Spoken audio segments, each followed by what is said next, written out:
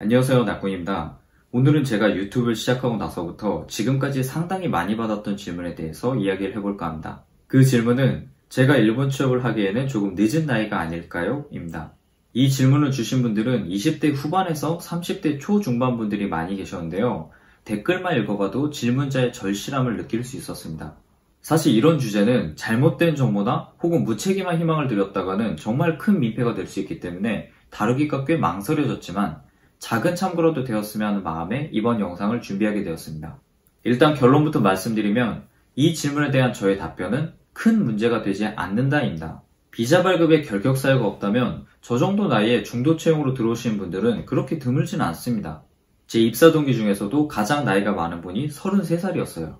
아무래도 기졸자의 중도 채용은 신졸 채용에 비해서 정보도 적고 준비하는 방법도 다르다 보니까 불안한 마음이 쉽게 생기는 것 같은데 정말 진지하게 어떻게든 일본에서 취업을 하고 싶으신 거라면 워홀이든 유학비자든 일단 일본에 와서 현지에서 현지인들과 같은 조건으로 경쟁을 하시는 게 가장 확실한 방법이긴 하죠.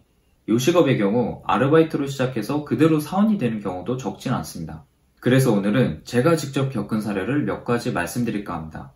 그런데 이야기를 이어나가기 전에 먼저 오늘 영상의 참고 주의사항에 대해서 먼저 말씀드릴게요. 첫 번째, 오늘의 내용은 제가 직접 경험한 사례만을 다룹니다. 속된 말로 카더라라는 정보는 담지 않겠습니다. 서비스 업계에 대한 내용이 주가 되겠지만 되도록이면 일본 취업을 준비하시는 분들에게 공통적으로 해당되는 사항에 좀 더 집중하겠습니다. 두 번째, 가끔 혼동하는 분이 계시는데 저는 자영업자가 아니라 일본의 회사원입니다. 제가 다니는 회사는 요식업을 메인으로 하는 그룹 회사입니다. 일부 상장기업이며 외국인의 채용 사례가 많고 인사팀의 노하우가 어느 정도 확립된 중견기업입니다. 그렇기에 비자를 발급하기 위한 비합법적인 방법은 절대로 쓸 수가 없습니다. 그런 내용도 다루지 않겠습니다. 세 번째, 오늘의 영상은 늦은 나이가 아니니까 도전하세요. 이런 식으로 무작정 용기를 드리기 위해서 만든 영상이 아닙니다. 우선 실제 있었던 사례를 통해 간접적으로나마 일본 취업의 현실을 느껴보시고 본인의 상황과 비교해 보셨으면 좋겠습니다. 민감할 수도 있는 주제다 보니까 서론이 길었습니다. 그럼 오늘의 이야기 시작하겠습니다. 우선 저는 지금까지 한국인 유학생 워홀을 총 3번 사원으로 추천했습니다. 그리고 그 중에 사원이 된 건 딱 1명입니다. 각각의 사정을 좀 더 자세하게 살펴보면서 취업에 실패한 이유, 그리고 취업에 성공한 이유에 대한 설명을 좀 더 덧붙이는 방식으로 진행해 보겠습니다. 첫 번째 케이스는 26세의 워홀러입니다. 이분은 제가 처음으로 채용했던 한국인 알바생이에요. 제가 면접부터 연수까지 맡아서 진행했고 워홀의 시작부터 끝까지 함께 일하셨습니다. 이분은 처음에는 일본어를 거의 못했는데 워홀이 끝나갈 무렵에는 레지 업무가 가능할 정도로 일본어가 많이 느셨어요. 정말 뿌듯했습니다. 일도 성실히 하고 본인도 사원이 되고 싶어 해서 제가 직접 인사팀에 문의를 넣었고 면접을 진행하려고 했습니다. 그런데 결과는 면접 전 탈락이에요. 탈락 사유는 4년제 대학을 졸업하지 않았기 때문이었습니다. 참고로 이분은 3년제 대학을 졸업하셨어요. 여기서 잠깐 짚고 넘어가야 되는 내용이 있는데요. 기본적으로 서비스업, 요식업만을 위한 비자는 없습니다. 서비스업에서 정상으로 근무하고 있는 외국인 사원들이 가지고 있는 비자는 대부분 종합직 비자입니다. 그리고 종합직 비자를 발급받기 위한 절대 조건이 국적을 불문하고 4년제 대학을 졸업할 것입니다. 고도 전문직과 특정 기능 비자에 대해서는 제외하도록 할게요. 그리고 4년제 대학을 졸업했다고 하더라도 담당 업무가 단순 서비스라면 비자 발급에 문제가 있을 수 있습니다. 이 비자는 명목상 본인이 가지고 있는 전공 지식을 발휘해서 일본 사회에 이익을 가져올 수 있는 외국인에게 주는 비자입니다. 그래서 전공과 담당 업무가 너무 다르면 입국관리소에서 비자 발급을 거절하는 사례가 있었습니다. 참고로 제가 받은 취업 비자도 종합직 비자인데요. 다만 저는 점포 업무 외에도 외국인 사원, 아르바이트의 연수, 그리고 그 자료의 제작과 통번역, 그리고 해외 출장 등의 업무 등도 신입 시절부터 같이 했습니다. 저는 애초에 점포 사원으로 입사를 했던 게 아니었고 지금 맡고 있는 보직이 점포 관리가 메인이 되어 있는 것 뿐이에요.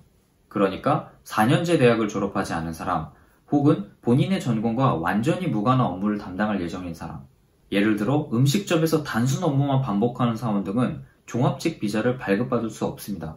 다만 일부 상장 기업의 경우 이 비자 발급을 위한 절차가 상당히 간소화됩니다. 시작은 점포 업무를 맡기 위해서 채용을 했다고 하더라도 중간에 얼마든지 다른 업무를 추가해서 비자 발급을 위한 명분을 만들어줄 수 있습니다. 만약 일본 음식점에 아르바이트로 시작해서 정선이 되고 싶은 분이 계신다면 외국인의 채용 사례가 많은 일부 상장 기업을 노리실 걸 추천드립니다. 두 번째 케이스는 28세의 일본어 학교 유학생입니다. 이분은 조금 늦은 나이에 일본에 오셔서 1년 정도 저와 함께 일했습니다. 일본어 학교에 다니고 있었고 업무는 다소 미숙했지만 한번 지시를 내리면 정말 우직하게 수행하는 순진한 사람이었어요. 일본 취업에 관심이 있다기보다는 일본 생활 그 자체에 더 관심이 많은 경우였어요. 그리고 그 수단으로서 일본 취업을 생각하고 있었고요. 물론 문제될 건 없습니다. 어쨌든 이분도 사원 희망을 내서 제가 추천을 올려서 실제로 이력서까지 제출했습니다. 1차 면접까지 진행이 됐고요. 이분은 4년제를 졸업했기 때문에 비자 발급에는 결격 사유가 없었습니다. 하지만 결과는 탈락이었습니다. 이분의 탈락 사유는 너무나도 단순한 이유였습니다. 일본어를 못해서. 최소한의 면접도 일본어로 진행하지 못할 만큼 어학 실력이 부족했기 때문입니다. 이분은 일본 생활이 끝날 때까지 일본어가 그렇게 늘진 못했어요. 제가 점장인 점포에서 채용을 해서 천천히 연수를 진행하고 싶었는데 직전력이 필요한 상황이다 보니까 제가 상부를 설득하지 못했습니다. 최종 면접은 본사의 인사부에서 진행하기 때문에 제가 거기까지는 도와줄 수가 없더라고요. 일본어를 못한다는 정말 단순한 이유이지만 가장 치명적인 이유이기도 합니다. 아무리 서비스업에 손이 부족하다고 해도 원활한 의사소통이 불가능한 사람을 사원으로 채용하려고 하진 않습니다. 일본 취업을 준비하시는 분들 중에 본인이 경력이 없고 학력이 부족하다고 느끼시는 분들이 서비스업에 지원을 하시려는 모습을 종종 봅니다. 아마 취업보다는 일본에서의 생활 자체에 더 관심을 가진 분들이라고 생각해요. 그게 절대 나쁜 건 아니지만 꼭 염두에 두셨으면 하는 사실이 있습니다. 바로 서비스업이 별다른 자격을 요구하지 않는 반면 굉장히 높은 어학 능력을 요구한다는 사실입니다. 저는 서비스업을 학교에 비유한다면 입학이 쉽고 재학이 어렵고 졸업이 없는 학교라고 생각합니다. 확실히 서비스업은 진입 문턱이 굉장히 낮은 업종입니다. 특별한 전공 지식이 필요한 것도 아니고 까다로운 심사가 있는 것도 아니에요. 수치로 나타내기가 어려운 인간성이 가장 중요한 업종이다 보니 무자격, 무경력으로도 도전할 수 있는 업종이에요.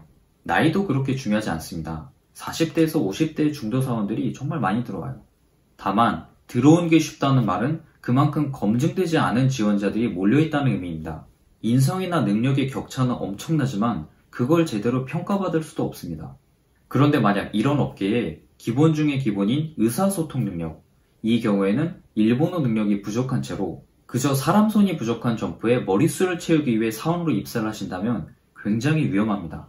제가 위험하다는 표현을 쓴 이유는 많이 힘들 것이다, 금방 그만두게 될 것이다, 그런 의미가 아닙니다. 누구라도 할 수 있는 단순 노무만 반복하다가 어떤 경력도 쌓지 못한 채 시간만 보내게 될 것이다. 그럴 가능성이 있다는 의미입니다.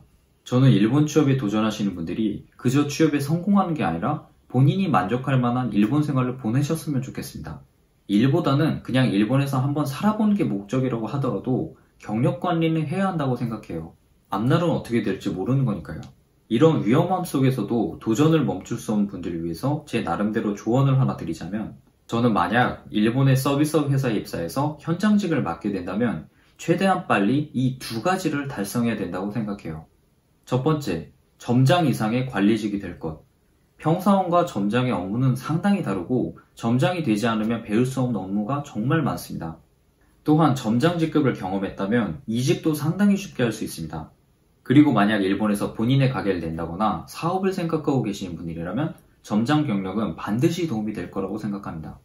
최소한의 리스크로 조직을 관리하는 경험을 쌓을 수 있다는 게 제가 생각하는 점장의 가장 큰 메리트입니다. 저도 언젠간 이직을 하고 요식업과는 또 다른 경험을 쌓아서 저의 사업을 시작할 생각이고 지금은 그 준비 기간이라고 생각하고 있습니다. 두 번째, 점장 외에 다른 캐리어 패스가 있는지 반드시 확인하세요. 하나의 점포를 만드는 데는 당연하겠지만 여러 부서의 협업을 통해 이루어집니다. 예를 들어 크게는 부동산 계약을 담당하는 부서가 있고 작게는 점포에서 사용하는 인쇄물을 담당하는 제작 부서가 있습니다. 본인이 점포사원으로 시작을 했다고 하더라도 각 부서의 업무를 미리 파악하고 관련 자격증을 취득해두면 그룹 내의 인사이동도 얼마든지 가능합니다. 각 부서별로 어떤 스킬을 요구하는지 알기 힘들 때 사용하기 좋은 방법이 하나 있는데요. 바로 어떤 자격증을 취득했을 때 축하금이 나온지를 확인하는 방법입니다. 예를 들어 저희 회사는 식품위생관리자, 관리영양사, 타켄시, 중소기업 분석사 등을 취득하면 축하금이 나옵니다. 점포 업무를 완벽하게 수행하는 사람이 이런 자격증을 취득해둔다면 당연히 인사이동에 유리해집니다. 회사에 따라 많은 경우의 수가 있겠지만 이런 식으로 선택지를 늘려둬야 한다고 생각합니다. 서비스업에서 사원이 되실 생각이라면 절대로 점포 업무만 할 수 있는 본인에게 만족하면 안 됩니다. 마지막으로 한국 나이 30세 워홀러 성공 사례입니다. 이분은 사실 제가 채용은 했는데 본인의 집에서 가까운 점포로 소개만 해드렸습니다. 그래서 저랑 같이 일하진 않았어요. 가끔 보러 가면 문제없이 일도 하시고 다른 사람들과도 정말 잘 지내고 계셨습니다. 4년제 대학을 졸업하셨고 일본어는 JLPT N2를 가지고 계셨습니다. 그리고 전공은 경영학이었어요. 이분은 기본적인 의사소통이 되는 상태에 비자 결격 사유도 없었습니다. 그래서 저랑 해당 점포 점장의 추천을 받아서 문제없이 사원이 되었습니다. 이분의 상황에 대해서 조금 더 자세하게 설명해 드리자면 이분은 회사의 사회보험에 들어갈 정도로 일을 하셨습니다. 그러니까 월 최소 160시간에서 190시간 정도 일을 하신 거니까 아르바이트 시절부터 준 사원 정도로 일을 하신 거예요. 그리고 점장이 이 정도로 일을 맡겼다는 건 애초에 업무 능력은 검증이 됐다는 의미입니다. 그리고 이분의 대학 전공인 경영학이 종합직 비자 발급에 가장 유리한 전공이라고 합니다. 어떤 업무와도 연관짓기가 편하다고 하네요. 대학 전공에 대해서 추가로 말씀드릴 게 하나 있는데요. 혹시 지금 일본어나 일본 문학을 전공하고 계신 분이 계신다면 복수 전공을 하실 걸 추천드립니다. 일본어를 하는 게 당연한 일본에서 일본어를 전공한 외국인을 뭐하러 채용하는가? 이런 이유 때문에 비자 발급이 안 된 사례가 있었습니다. 그런데 이 부분은 회사의 규모와 운도 좀 필요한 것 같아요. 참고로 한국인분들을 아르바이트로 채용할 때 면접 단계에서 여기 취업비자 해주시나요? 이런 식으로 질문을 하시는 분이 계십니다. 그런데 이런 질문은 회사원인 점장에게 물어볼 일이 아닙니다. 자영업소가 아니거든요. 확답도 드릴 수가 없고 업무 능력도 검증이 되지 않은 사람이 대뜸 비자 발급의 유무부터 물어보면 솔직히 인상이 그렇게 좋지 않습니다. 사원이 되고 싶은 거라면 정식으로 중도사원 채용 공고에 지원을 하시면 되죠. 물론 점장의 추천은 점포 아르바이트가 사원이 될 때 가장 필요한 사항입니다. 이건 점장에 따라 다르겠지만 저 같은 경우에도 추천을 올리면 바로 최종 면접까지 이어질 수 있거든요. 다만 외국인의 사원 채용은 본인이 비자 발급 조건을 충족시키지 못하면 저도 어떻게 할 수가 없었습니다. 오늘의 내용을 요약하자면 첫 번째, 일본 취업의 나이는 그렇게 중요하지 않다. 다만 일본어는 중요하다. 엄청나게. 두 번째, 현지에서 요식업 회사의 사원이 되고 싶다면 상장 기업을 노리자. 세 번째, 종합직 비자 발급의 필수 조건은 4년제 대학의 졸업이다. 담당 업무와 전공의 연관성이 중요하다. 말씀드리고 싶은 내용이 많다 보니까 영상이 많이 길어지네요. 지금까지 비슷한 내용의 질문을 많이 받았는데 그 궁금증을 조금이라도 풀어드릴 수 있었다면 기쁘겠습니다. 아마 오늘 주제와 관련해서 추가로 영상을 만들 것 같습니다. 추가했으면 하는 내용이 있으시면 댓글로 알려주세요. 모든 질문에 답변을 드릴 수는 없겠지만 적어도 제가 겪은 일, 그리고 제가 아는 범위에서 답변을 준비해 보도록 하겠습니다. 오늘 퇴근하고 영상 만들려다 보니까 지금 시간이 새벽 3시 돼가네요. 슬슬 자야겠습니다. 늘 시청 감사드립니다.